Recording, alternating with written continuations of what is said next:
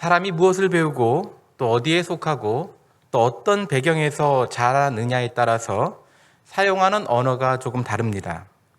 아주 어릴 때에는 주로 부모로부터 언어를 배우는데요.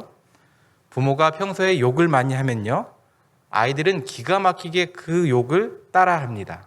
그게 무슨 의미인지 몰라도요, 아이들은 그 언어가 가지는 뉘앙스를 통해서 언어의 의미를 담아냅니다. 또 부모님이 아이를 지적하고 또 훈계를 하는 언어를 많이 사용하면요, 아이는 또래 집단 친구들 사이에서 그 부모의 언어를 그대로 사용하는 것을 봅니다. 저도 종종 아이가 사용하는 언어를 들으면 종종 깜짝 놀랄 때가 있는데요.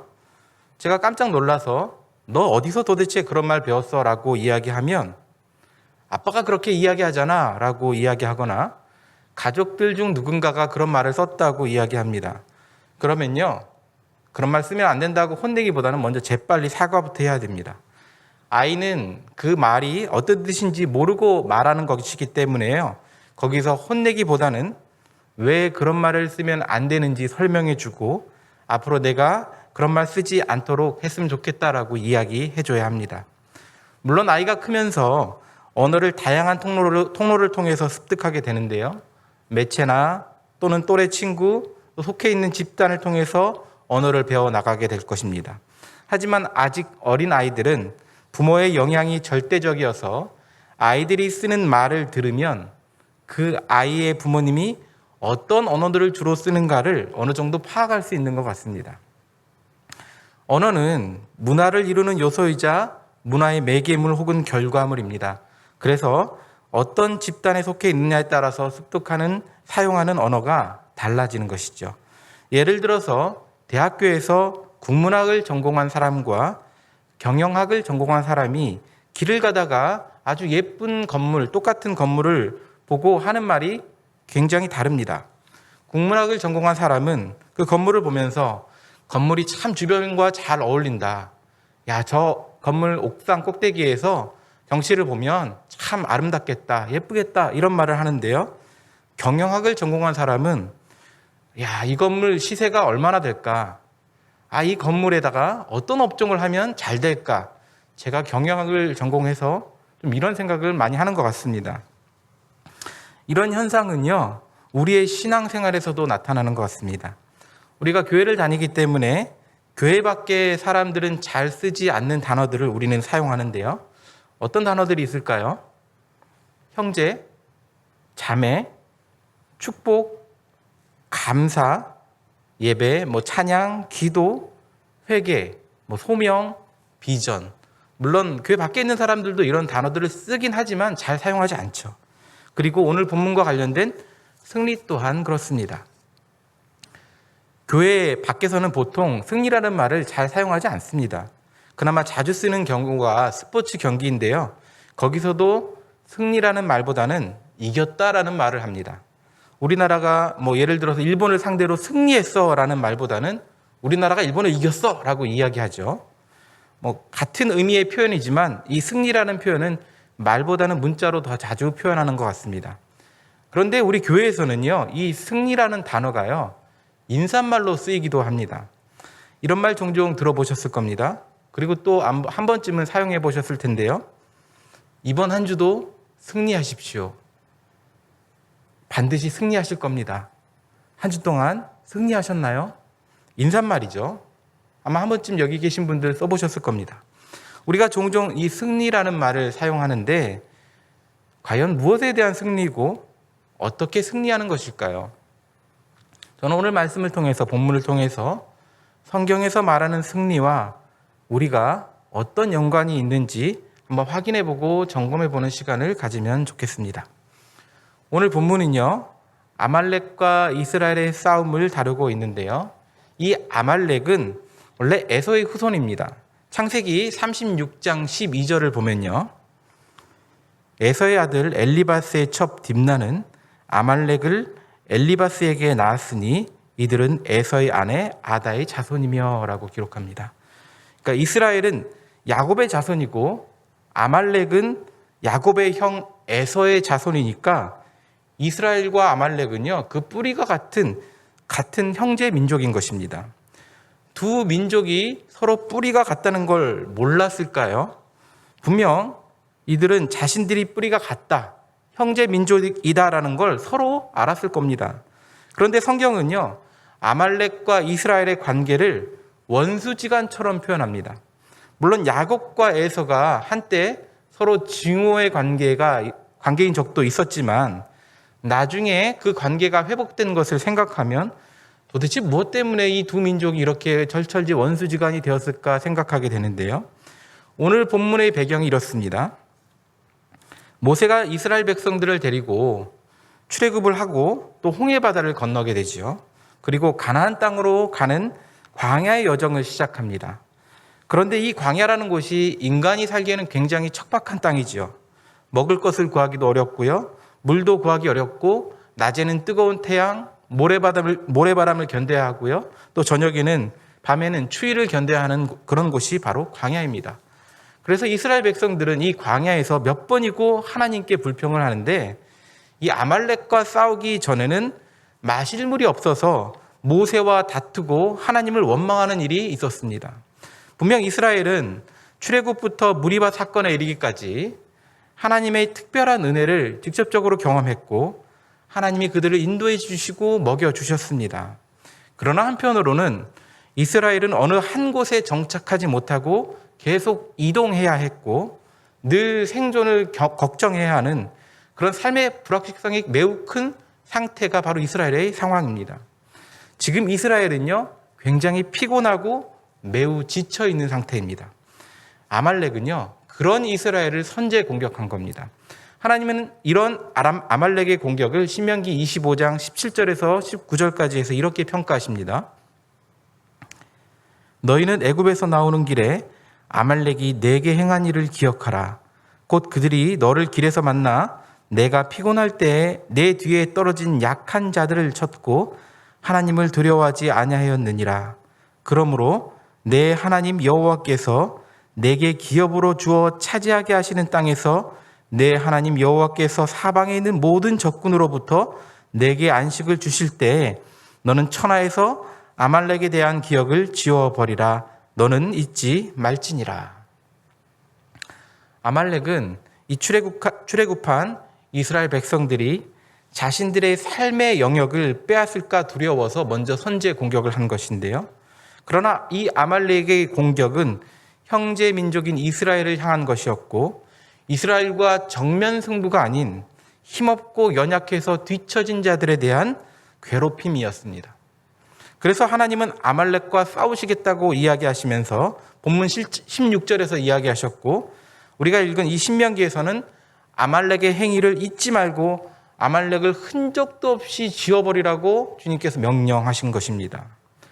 본문을 보면 아말렉과 이스라엘의 싸움이 일반적인 싸움과 조금 다르다는 것을 알 수 있습니다.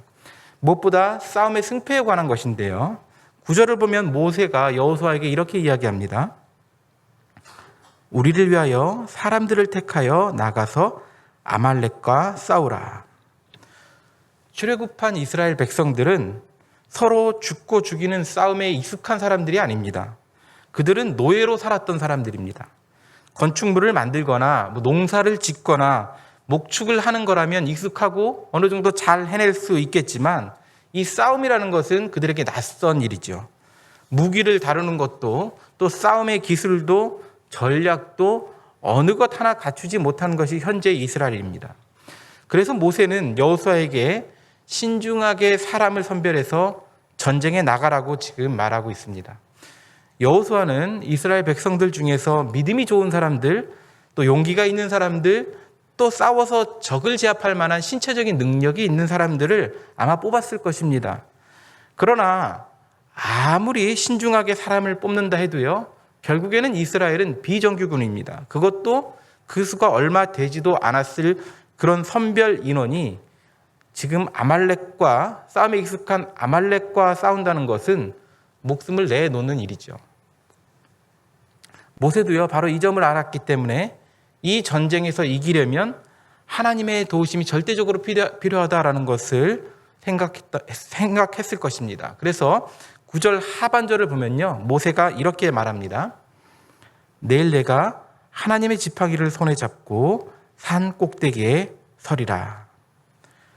모세는 직접 전쟁터에 참여하지 않지만 다른 방식으로 지금 전쟁에 참여하고 있습니다. 여호수아와 선별된 자들이 아말렉과 직접 싸울 동안 모세는 아론과 훌을 데리고 산 꼭대기로 향하죠. 그리고 모세는 손을 들어 하나님께 기도하기 시작합니다. 그런데 신기한 일이 일어납니다. 모세가 기도할 때 손을 들면 이스라엘이 이기고 손을 내리면 아말렉이 이기는 겁니다. 지금 모세의 나이가 얼마일까요? 80세입니다. 80세 할아버지입니다. 80세 할아버지. 여러분, 모세가 손을 이렇게 들고 기도했을까요? 아니면 이렇게 번쩍 들고 기도했을까요? 아마 이렇게 번쩍 들고 기도했을 겁니다. 여러분들 손을 들고 기도해 본 경험이 있으신 분들은 아실 텐데요. 이 손을 들고 오랫동안 기도하는 거예요. 이거 보통 힘든 일이 아닙니다. 팔이 아프고요. 이 시간이 지나면 팔이 자연스럽게 내려오는데 너무 힘들면 이 내려오는 팔을 올리고 싶어도 올라가지가 않습니다. 아무리 기적의 모세 할아버지라도 이거는 어려운 일입니다. 그래서 아론과 훌이 양쪽에서 모세의 손을 붙잡고 올리는데 이걸 싸움이 끝날 때까지 계속한 겁니다. 얼마나 오랫동안 했는지, 이 일을 했는지 성경은 구체적으로 정확하게 이야기하지는 않지만 12절을 보면 그 손이 해가 지도록 내려오지 않았다라고 말하는 걸 보면 결코 짧지 않은 아주 긴 시간 동안 싸움이 지속되었고 모세가 그렇게 기도했다라는 것을 우리가 짐작할 수 있습니다. 그리고 드디어 전쟁이 끝나죠. 전쟁의 결과는 이스라엘의 승리. 이건요, 상식을 뒤엎는 결과입니다. 모세는 전쟁이 끝나고 제단을 쌓은 후에 그 이름을 혹은 그곳의 이름을 여호와 니시라고 부릅니다. 그래서 이 이야기를 알고 있는 많은 사람들이요, 이 여호와 니시를 승리의 하나님이라고 생각을 합니다. 우리에게 승리를 주신 하나님, 승리는 하나님께 달려있다라는 교훈을 이 이야기를 들으면서 떠올리죠. 이런 교훈이 오늘 이야기 속에 분명히 담겨 있는 것은 분명 맞습니다. 하지만 저는 오늘 조금은 다른 관점으로 이야기를 보고자 합니다. 모세가 제단을 쌓고 여호와 니시라고 말하는데 이 니시의 기본형인 네스는요, 본뜻이 깃발 혹은 신호라는 뜻을 가지고 있습니다. 그래서 여호와 니시를 문자 그대로 보면, 해석하면 여호와는 나의 깃발이다라는 것입니다. 여러분, 깃발의 역할이 무엇일까요? 깃발은요, 사람들을 모이게 하는데 가장 기본적인 목적이 있습니다. 흩어진 사람들을 어떤 목적을 가지고 모이게 하는 기준점이 바로 깃발이 되는 것이죠. 예전에 학교 다닐 때 한번 생각해 보면요, 운동장에 아이들이 막 뛰어놀 때 선생님이 아이들을 집합시키기 하는 말이 있습니다. 한 아이를 지목하면서 기준 이렇게 이야기하죠. 그러면 그 지목당한 그 아이는 오른손을 번쩍 들면서 큰 소리로 기준 크게 외치죠. 그러면 그 아이를 기준으로 아이들이 모이기도 하고 일정 간격으로 흩어지기도 합니다. 그런데 만약 기준으로 지목당한 아이가요, 작은 소리로 기준이라고 얘기하거나 혹은 팔을 번쩍 들어올리지 않고 살짝만 들어올린다면 우왕좌왕하는 모습을 아마 떠올릴 수도 있을 겁니다. 모세 당시의 깃발이 그랬습니다. 단체 행동을 하기 위한 중요한 정보를 전달하기 위해서 이 사람들은 그 깃발 아래 모이기도 했고요, 전쟁을 하기 위해 군대를 모으는 신호이기도 했습니다. 그래서 깃발은 주로 높은 곳, 많은 사람들이 볼 수 있는 곳에 세워져야 했죠. 이런 깃발의 역할을 생각하면요, 여호와 니시, 여호와는 나의 깃발이시다의 의미는 하나님이 우리의 기준이시다, 높이 세워지신 그 하나님께 우리가 모였다라는 의미로 볼 수 있습니다. 이 말을 좀 더 풀어보면 이스라엘 백성들은 하나님의 깃발 아래 지금 모여 있다라는 것입니다. 옛날에는 전쟁에서 가장 앞에 기수들이 나가죠. 그들은 무기를 들고 직접 싸우진 않지만 기수들이 들고 있는 그 깃발은요, 누구의 군대냐, 또 어떤 군대냐를 상징하는 그 깃발이었습니다. 그러니까 이스라엘은 하나님의 백성, 하나님의 군대이다라는 고백이 여기에 담겨 있는 것이죠. 또한 하나님께서 높이 들린 그 깃발처럼 이스라엘 가운데 높이 드러나셔야 하고, 이스라엘은 그 높으신 하나님을 드러내는 일을 위해서 하나님 앞에 모인 사람들, 백성들이다라는 말이 이 의미의 단어에 담겨 있는 것입니다. 그리고 이스라엘이 아말렉과 싸운 방식에서도 하나님이 나의 깃발이시다라는 것을 드러내는 그 방법을 배울 수가 있습니다. 우리가 아말렉과의 전쟁에서 이스라엘이 취한 두 가지에 대해서 생각해 볼 텐데요. 그것은 삶과 예배입니다. 하나님은 아말렉과의 전쟁에서 모세가 싸움이 끝날 때까지 기도한 것, 옆에서 아론과 훌이 모세의 기도를 도왔다는 것을 우리는 주목합니다. 그리고 아말렉과의 싸움이 눈에 보이는 싸움이지만 곧 이것은 영적인 싸움이다라는 것을 강조합니다. 저도 이 이야기에서 이런 질문을 한번 던져보고 싶습니다. 만약 여호수아만 싸우러 나가고 모세가 기도하지 않았다면 결과는 어떻게 됐을까요? 또 만약 여호수아가 싸우러 나가지 않고 모세만 기도했다면 어떻게 되었을까요? 또 만약 싸우러 나가지도 않고 기도도 하지 않았다면 그 결과는 어떻게 됐을까요? 이미 일어난 일에 대해서 만약이라는 게 별 의미가 없다고 이야기하지만 아마 하나님은 어떠한 경우도 심지어 이스라엘이 아무것도 하지 않아도 아말렉의 손에서 그들을 보호해 주실 수 있는 분이셨을 겁니다. 분이십니다. 모세가 기도하지 않았다 하더라도 하나님이 하시기로 작정하시면 분명 이루어집니다. 싸우러 나가지 않는다 하더라도 하나님이 일하시면 아말렉을 흩으실 수 있습니다. 그걸 보여주는 사건들이 출애굽 과정인데요. 10가지 재앙과 홍해바다를 건너고 또 뒤쫓는 애굽의 군대를 수몰시킨 그 사건들에서 모세와 이스라엘은 그저 하나님이 하시는 일들을 그저 지켜보았을 뿐입니다. 하나님은 아말렉과 이 싸움에서도 아말렉의 손에서 이스라엘을 구원해 주시는 그 하나님의 손을 가만히 보아라 라고 이야기하실 수도 있습니다. 그런데 하나님은 여호수아와 모세를 통해서 우리에게 이야기하고 싶은 것이 있는 것 같습니다. 오늘 아말렉과 이스라엘의 싸움의 승리는 무엇입니까? 전쟁에서 이긴 것이 중요한 걸까요? 아닙니다. 이 본문의 핵심은요, 승리가 아니라 깃발이신 하나님입니다. 이스라엘 가운데 하나님이 높이 드러나신 것, 바로 하나님이 그들 가운데 나타나시고 하나님이 그들 가운데서 높아지신 것이 바로 오늘 이야기의 핵심입니다. 이것이 바로 승리다라고 오늘 본문은 이야기하는 것이죠. 보통 우리가 승리다라고 이야기하면 무엇을 떠올립니까? 원하는 결과를 얻는 것, 대결에서 이기는 것을 승리라고 생각을 합니다. 자신의 한계를 넘어서거나 나의 약점을 극복하는 것을 승리라고 생각을 합니다. 그런데 성경은 싸움에서 이기고 원하는 목적을 이루는 것을 승리라고 이야기하지 않는 것이죠. 승리는 하나님이 높아지시는 겁니다.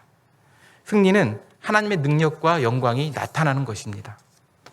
세상은 원하는 것을 얻고 경쟁에서 이겨야 그래야만 승리다라고 이야기하지만 우리의 승리는 그와 다르다라는 거죠. 원하는 결과를 얻었다 하더라도 치열한 경쟁과 다툼에서 결국 살아남았거나 이긴다 하더라도 그것을 통해서 하나님이 높임을 받지 않으시면, 하나님의 영광이 드러나지 않으면 그것이 나의 만족이 될 수는 있어도 하나님의 승리, 하나님의 깃발 아래 모인 하나님의 백성들의 승리는 아니다라는 것입니다. 그런데 우리는 나의 승리를 곧 하나님의 승리처럼 생각할 때가 있습니다. 나의 영광이 하나님의 영광이고 나의 높아짐이 하나님의 높아짐이라고 착각할 때가 있습니다. 하나님은 우리가 높인다고 해서 높아지는 분도 아니고 우리가 낮은 대로 그분을 끌어내린다고 해서 낮아지는 분이 아닙니다. 하나님은 스스로 높아지시기도 하고 스스로 낮추실 뿐입니다. 다만 우리는 그런 하나님을 바라보는 것이고요, 그런 하나님께 나아가는 것입니다. 우리는 높으신 하나님의 영광에 참여할 뿐 하나님의 영광은 본래 우리의 것이 아니죠. 승리 또한 마찬가지입니다. 우리는 여호와 하나님의 승리에 참여하는 것입니다. 우리가 승리를 쟁취하는 것이 아닙니다. 오늘 본문은 하나님의 승리에 우리가 어떻게 참여할 수 있는지를 보여줍니다. 그리고 그것이 바로 앞에서 말씀드렸던 삶과 예배입니다. 우리의 삶과 예배는 하나님의 승리에 참여하는 방식이 되어야 합니다. 다른 말로 하면 삶과 예배를 통해서 깃발이신 하나님이 드러나야 한다라는 것입니다. 깃발이신 하나님 아래 모인 하나님의 백성의 어울리는 삶과 예배가 되어야 한다라는 것이죠. 먼저 본문을 삶과 연관지어서 한번 생각해 보겠습니다. 여러분, 만약 여러분이라면 아말렉과의 싸움에서 누구를 싸움에 보내시겠습니까? 내보내시겠습니까? 만약 여러분이라면. 모세가 여호수아에게 말한 것처럼 싸움에 합당한 사람들을 선별해서 나가시겠습니까? 아니면 20세 이상의 건강한 남자라면 모두 싸움에 참여하게 하시겠습니까? 여러분, 객관적인 전력의 차이를 생각하면 어떻습니까? 여호수아가 선별한 사람들은요, 특출난 용사라서 일당백의 능력을 가진 그런 사람들이 아닙니다. 선별된 인원들조차 싸움에 익숙하지 않은 그런 사람들이죠. 그러면요, 그냥 그렇게 고를 수가 있습니까? 쪽수라도 많이 채워서 가야죠. 오늘날의 전쟁은요, 무기의 질이 병력의 양을 커버할 수 있는 전쟁이지만 당시의 전쟁에서는요, 병력의 수가 승패의 아주 결정적인 요인입니다. 그럼에도 이런 상식과 맞지 않은 결정을 내린 데에는 이 전쟁이 병력의 많고 적음에 달려있지 않다라는 것입니다. 바로 하나님께 이 전쟁이 달려있다는 것을 보여주는 것이죠. 싸움에 나가는 사람들이 하나님을 믿고 신뢰하고 자기가 할 수 있는 최선을 믿음으로 용기 있게 실천할 수 있는 사람들입니다. 이것이 하나님의 승리의 방식이고 기준인 것이죠. 이런 하나님의 승리의 방식은요, 이후에도 계속됩니다. 생각해 보십시오. 여리고성을 이길 때에도 그랬고요. 기드온이 미디안 군대를 이길 때도 그랬고, 다윗이 골리앗을 이길 때도 하나님은 오늘과 같이 동일하게 역사해 주셨습니다. 여러분, 여호수아가 아말렉과 싸운 현장은요, 곧 삶의 현장입니다. 삶의 현장에서 하나님의 방법대로 믿음의 원리를 따라서 행동하고 그것으로 하나님이 드러나는 것이 바로 승리다라고 이야기하는 것입니다. 우리의 삶은 현장에서 이기기 위해서 전략을 짜고 여러 수단을 동원합니다. 그러나 전략이든 수단이든 그것이 하나님의 방식이 아니라면 아무리 좋은 결과를 할지라도 그것은 하나님의 승리가 아닙니다. 그래서 우리는 어떠한 승리를 원하고 있는가를 생각해야 합니다. 나는 내가 원하는 승리를 얻기 위해서 지금 달려가고 있는가? 아니면 하나님의 승리를 위해서 나는 달려가고 있는가? 이 질문을요, 깊이 생각해야 합니다. 왜냐하면 우리는 생각보다 쉽게 자기의 원하는 것을 하나님이 원하시는 것처럼 착각하기 때문입니다. 이것을 보여주는 아주 대표적인 성경의 예가 사울 왕의 이야기죠. 사무엘상 15장을 보면 사울 왕이 아말렉 왕 아각과 전쟁을 합니다. 이때 하나님은 사울에게 아말렉이 이스라엘에게 한 일을 언급하시면서 아말렉을 쳐서 모든 소유를 남기지 말고 진멸하라고 명령하십니다. 그러나 사울은 하나님의 그 명령을 어기고요, 아각을 살려두고 양과 소의 좋은 것을 남겨두고 하찮은 것만 다 없애버리죠. 이것을 두고 하나님이 사무엘 선지자를 통해서 사울을 책망하시는데 사울이 그에 대해서 이렇게 변명합니다. 사울이 이르되 그것은 무리가 아말렉 사람에게서 끌어온 것인데 백성이 당신의 하나님 여호와께 제사하려 하여 양들과 소들 중에서 가장 좋은 것을 남기며 그 외의 것은 우리가 진멸하였나이다 하는지라. 사울은 자기 행동의 동기가 하나님을 위해서였다라고 이야기합니다. 좋은 것들은 하나님께 제물로 쓰기 위해서, 드리기 위해서 선한 마음으로 내가 이렇게 했다라고 이야기하죠. 우리 또한 사울처럼 하기 쉽습니다. 좋은 목적을 가지고 선한 의도로 했다라고 말하면서 자기가 원하는 것이 마치 하나님이 원하시는 것처럼 포장하려는 마음의 유혹이 우리에게 있습니다. 그러나 주님은 우리에게 직접 승리를 쟁취하라고 요구하지 않으십니다. 하나님이 원하시는 것은 승리에 우리가 참여하는 것입니다. 삶의 자리에서 하나님의 방법으로 하나님을 신시 신뢰함으로 묵묵히 나아가는 것, 그것이 주님이 우리에게 원하시는 것입니다. 안타까운 것은 하나님의 승리에 참여하는 방식 대신 자신의 승리를 이루려는 모습이 교회 안에서도 종종 발견된다는 것이죠.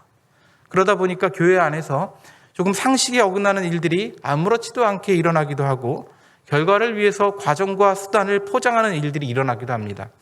말은 하나님이 승리하셨다라고 이야기하지만 영광은 스스로 취하는 일들도 생겨납니다. 오늘 한국교회가 직면한 가장 중요한 큰 문제 중 하나는 하나님의 말씀이 개인의 삶에서 어떠한 구체적인 실천 혹은 진지한 변화로 잘 이어지지 않는다라는 것입니다. 말씀이 굉장히 많이 넘쳐나지만 그 말씀이 내 삶을 어떻게 하나님께로 향하게 하는지에 대해서는 사람들이 무관심합니다. 결국 하나님의 말씀과 삶의 괴리가 점점 커지고 도대체 하나님의 말씀이 개인의 현실에 무슨 연관이 있고 어떤 영향을 끼치는지 느끼지 못하는 것이 한국교회의 안타까운 현실이죠. 아말렉을 상대하기 위해서 인간의 상식이 아닌 하나님의 방법으로 나아갔던 것처럼 우리의 삶은 하나님의 방법으로 살아내야 합니다. 그것이 하나님의 승리가 우리의 삶에 나타나는 것이고 깃발이신 하나님을 내 삶을 통해서 높이 드러내는 것입니다. 우리가 하나님의 승리에 참여하는 두 번째 방법은 바로 예배인데요. 본문에서 모세의 기도를 우리에게 보여주는데 본질은 하나님을 예배하는 것과 같습니다. 모세가 팔을 들고 기도했기 때문에 전쟁에서 이긴 것 같지만 팔을 든 기도의 행위가 초점이 아닙니다. 만약 여러분 모세가 처음부터 팔을 내리고 기도했다면 전쟁은 이미 진 걸까요? 이건 질문의 핵심이 이게 아니죠. 우리는 모세의 기도를 통해서 어떻게 기도해야 하고 거기에 담긴 핵심이 무엇일까에 대해서 함께 생각해 보고자 합니다. 모세의 기도에서 강조하고 있는 것은요, 무엇보다 온 힘을 다한 기도였다라는 것입니다. 해가 질 때까지 오랫동안 기도했다는 것은 그만큼 모세의 기도가 간절했다라는 뜻입니다. 너무 오래 팔을 들고 있어서 너무 힘들고 감각이 없는 것 같아도 올린 팔을 내릴 수 없을 만큼 지금 모세는 절실했던 것입니다. 주님이 택하여 여기까지 인도하신 이스라엘 백성이 지칠 대로 지쳐 있고 믿음은 연약해져서 하나님께 불평을 지금 늘어놓고 있죠. 그런데 첫 전투인 아말렉과의 싸움에서 만약 지기라도 한다면 어떤 일들이 일어났을까요? 이스라엘 백성들이 얼마나 하나님을 향해서 원망을 쏟아놓을까요? 얼마나 모세를 향해서 분노를 쏟아놓을까요? 공격할까요? 모세는 아마 이런 복잡한 마음을 가지고 안고 하나님께 기도했을 것입니다. 그러니까 모세는 대충 그냥 푸념을 늘어놓는 정도로 기도하지 않았습니다. 모세는 하나님께서 이스라엘 가운데 나타나시기를, 이스라엘을 위해서 하나님이 싸우시기를 정말 간절히 기도한 것입니다. 여호수아가 목숨을 내놓고 아말렉과 싸우는 동안 자신은 죽기 살기로 팔을 들고 하나님께 지금 매달리고 있는 것이죠. 모세의 이런 기도가 바로 참된 예배입니다. 예배를 통해서 주님을 만나는 것, 주님의 임재 안으로 들어가기 위해서 온 마음을 다하는 것, 이것이 모세의 기도이자 예배인 것입니다. 우리의 예배는요, 하나님을 향한 진실한 시간이어야 합니다. 예배를 통해서 주님이 우리를 만나 주셔야 내가 살 수 있다라는 그런 간절함이 있어야 하는 것이죠. 저는 이 설교를 쓰면서요, 사역자인 나도 이런 예배를 드리지 못하고 늘 분주하고 무언가에 쫓기듯 예배한다라는 것을 생각하게 되고 좀 반성을 했습니다. 예배는요, 우리가 원하는 것을 하나님께 말하고 그저 우리의 죄책감을 씻어내는 그런 시간이 아닙니다.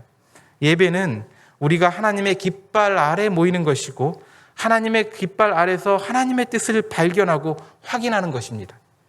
하나님의 마음을 품고 나의 가장 높은 자리에 바로 하나님이 앉으시도록 내어드리는 것, 그것이 예배이죠. 우리가 누구이고 무엇을 위해서 모였고 부름을 받았는지 예배를 통해서 발견하고 다짐하는 것입니다. 저 여러분이 이런 예배를 드리는 사람들이 되기를 바랍니다. 예배를 통해서 승리의 하나님이 우리와 함께 하시다라는 것을 깊이 경험하고 위로와 소망이 우리의 영혼을 채워주시는 것, 그 은혜를 경험하기를 바랍니다. 말씀을 정리합니다. 오늘 본문 이스라엘과 아말렉의 전쟁은요, 우리가 하나님의 승리에 어떻게 참여하는지를 우리에게 가르쳐 줍니다. 여호수아가 사람들을 선별해서 싸움의 자리로 나아갔던 것처럼 우리의 삶의 자리를 하나님의 말씀을 실천하는 것으로 나아가야 합니다. 내 삶에 하나님의 깃발 되심을 내가 하나님의 깃발 아래 나아간 사람이라는 것을 삶으로 드러내야 할 줄 압니다. 또한 우리의 예배가 하나님께 간절히 나아갔던 모세의 기도처럼 진실함과 간절함을 담은 예배가 되어야 합니다. 그것이 우리가 하나님의 승리에 참여하는 비결입니다. 요한복음 3장 14절과 14절을 보면 이렇게 이야기합니다. 모세가 광야에서 뱀을 든 것 같이 인자도 들려야 하리니 이는 그를 믿는 자마다 영생을 얻게 하려 하심이니라. 예수님께서 말씀하신 이 구절은요, 민수기에서 모세가 놋뱀을 만들어 장대 위에 매단 사건인데요. 이때 뱀에게 물린 자가 장대에 달린 그 놋뱀을 보면 살았는데요. 여기서 놋뱀을 매단 이 장대가 바로 오늘 본문에서 쓰인 니시와 같은 단어입니다. 하나님은 우리가 생각하는 승리와 다른 방식으로 예수라는 깃발을 십자가로 세워주셨습니다. 그 깃발은 세상의 실패라고 말하는 십자가이죠. 그러나 우리는 그 십자가 앞에 모여 예배하고 있고요. 하나님 그것을 우리에게 실패가 아닌 승리라고 이야기해 주십니다. 요한일서 5장 4절에서 이렇게 이야기합니다. 무릇 하나님께로부터 난 자마다 세상을 이기느니라. 세상을 이기는 승리는 이것이니 우리의 믿음이니라. 우리가 세상에서 하나님의 방식을 따라서 믿음을 따라서 살고자 할 때 우리는 피곤하고 지칠 때도 있을 것입니다. 그러나 하나님은 우리의 믿음이 바로 세상을 이기는 승리라고 오늘 말씀하십니다. 모세가 해가 지도록 하나님께 간절한 마음으로 나아갔던 것처럼, 그리고 해가 지도록 그 손에 쥔 칼을 놓지 않고 싸웠던 여호수아처럼 믿음의 선한 싸움을 끝까지 하시길 바랍니다. 낙심하지 마십시오. 분명 하나님은 때가 되면 우리에게 거두게 하시고 우리로 승리의 기쁨을 누리게 하실 것입니다. 기도하겠습니다.